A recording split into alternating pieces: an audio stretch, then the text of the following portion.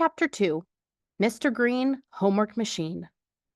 Mr. Green likes animals, and plants, and rocks, and sand, and skulls. One side of our classroom is set up like the desert. The other is like a jungle. The jungle has a waterfall that he turns on when we're taking tests. It's supposed to relax us and help us think, but all it does is make me have to use the bathroom. Some kids, like Bubba, think Mr. Green's weird, but I think he's cool. Bubba calls him the happy hippie because he's got a ponytail. He likes to play guitar and he wears jeans and sandals to school. He also drives an old van with dolphins painted all over it that everyone calls the Green Machine. Every month, Mr. Green gives us a project to do. A hard project. We've had to build all kinds of things: ecosystems, solar systems, igloos, the Great Pyramids. And since my mom and dad think it's good exercise for me to do my own work, my projects are always disasters. My igloo looked half melted. My pyramids crumbled on the way to school. The trees in my ecosystem looked like pencils with hula grass. My solar system looked like it really had gone through the Big Bang. Give me 10 pages of triple-digit multiplication. 20! But don't ask me to build pyramids or create the universe. I'm still working on tying my shoes so they don't come undone in PE. So when Mr. Green strummed his guitar and announced, "Listen up, gang, time to tune in to this month's project," I groaned and flopped my head on my desk. Mr. Green looked at me with a smile. "You're gonna dig this one, Nolan, I promise." My head stayed put. If it was a project, I was gonna hate it. "This month, you get to design your own newspaper page," he said. "Your mission is to go around Cedar Valley and bring back our friends who, what, when, where, and why. You can choose any topic you want. All I'm asking is that you follow these guidelines." He wagged a stack of lime green papers and said, "Don't lose this sheet. It lists everything you need for an A." He started passing them out to the different tables, which are just 4 desks pushed together. "If you can check off everything on that list, you'll get an A guaranteed. And please note the last item." He pointed and read, "Turn this sheet in with your project." He went back to passing them out. "I will not, hear me now, gang, I will not give you replacements if you lose yours."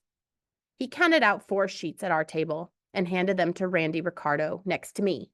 Randy handed one to me, one to Trinity, and one to Freddie across from him.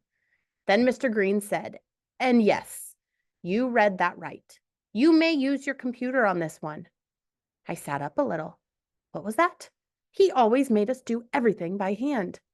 "If you have software at home that's designed for page layout and you know how to use it, use it." I sat straight up. My jaw dropped. Was I dreaming? "Or you can use your word processing skills, then print and paste.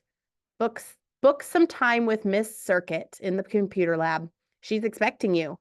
Or if you want to do the whole thing by hand, that's cool with me." He shook the last table's papers in the air and said, "However you decide to do it, follow this sheet." He went back to his director's chair, saying, "And yes, you may use clip art. You may scan in photos. You may use a digital camera if you've got one. Or if you're not a fan of computers, you may draw your illustrations." I blinked like crazy. I shook out one ear. I could use my digital camera? For homework? He looked my way and grinned. "Some of you are thinking, out of sight. Some of you are thinking, aw, man.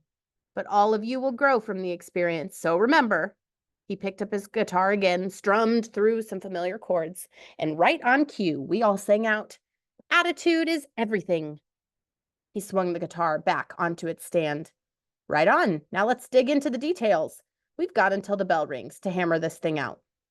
The more he went over the green sheet, the more excited I got. No glue, no crackers or plaster or feathers, no poster board or craft paper or scissors.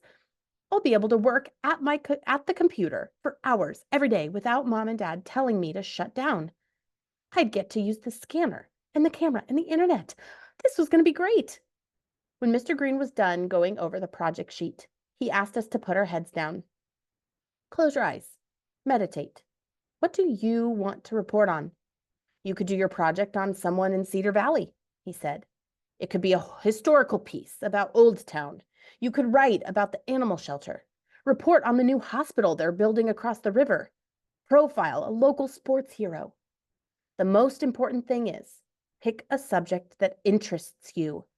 It will be much easier for you to write about something you like or hate. Consider that. Is there something that you feel very angry about? An injustice you see in the world? That would be fine too. Anything will be fine, so long as you follow the green sheet. I was too excited to close my eyes. So while the kids around me were dreaming up their stories or just falling asleep, my eyes were cranked wide open. I didn't care what I wrote about. I cared about the gear. I'd use everything. Then at table 6, I noticed something. Bubba's hand was reaching over to Miriam Whipple's desk. He was peeking through slits in his eyes. What was he doing? I jammed my lids shut. Then I cracked them open, just enough to watch. Bubba was smooth, real smooth. And before anyone noticed, he had Miriam's green sheet in his hand, in his lap, in his folder. 2 things stopped me from telling on him. 1, school was over in 17 seconds. Bubba'd be out of the door before I could get to Mr. Green. And 2, I was tingling from ear to toe. I had an idea that would make Bubba Bixby sorry he'd ever called us names, or swiped our stuff, or breathed his trashy breath down our throats. I'd do my report on an injustice, all right. I'd do my report on Bubba Bixby.